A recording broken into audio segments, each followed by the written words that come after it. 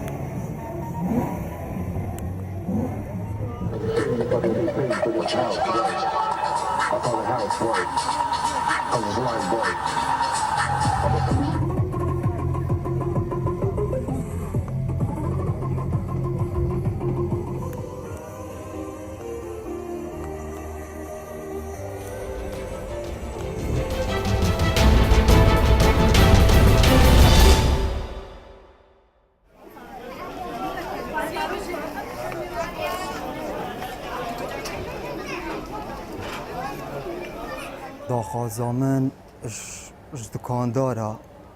و جلو برگت زاروکا بیچه ارزان بن داخلک شد کریدن و داخوازامش قطابخانه جیش ما مستاجیه و کو هاری کاریا قطابیا بکن و هاری کاریا دی بابت بکن غیرانه و جلو برگا سر نکنه اجباری.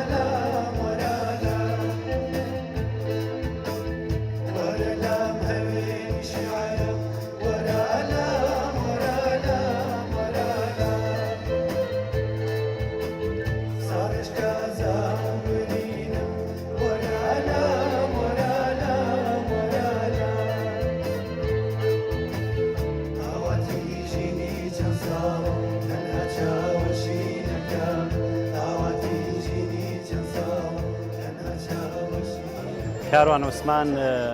جا لە هەر شتێک میلۆدیەکانی گۆرانیەکانی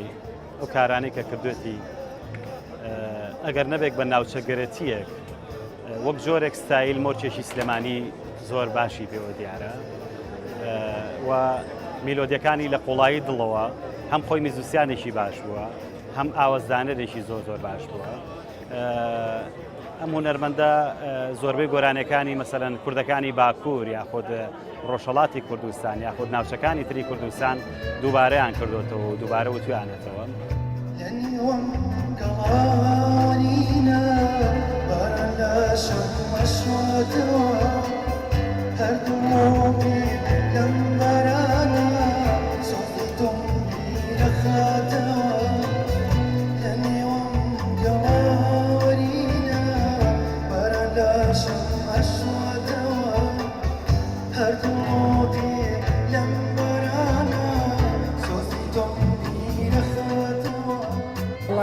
شتێکی زۆر جوانی بن بەجێشتە چونکە بەر شوێنێکە ئەڕۆم خەڵق ئەمبینی ئەو مناسیاڵەوە دایکی کاروانە کە گوێم لە دەنگێ بێەوە زانم یعنی هەر وەکو جاران لە ناو ماڵەکە گۆرانی کە ئەو گۆرانانی کە وتۆتی هەمووی لە ماڵی خۆماوتۆتی.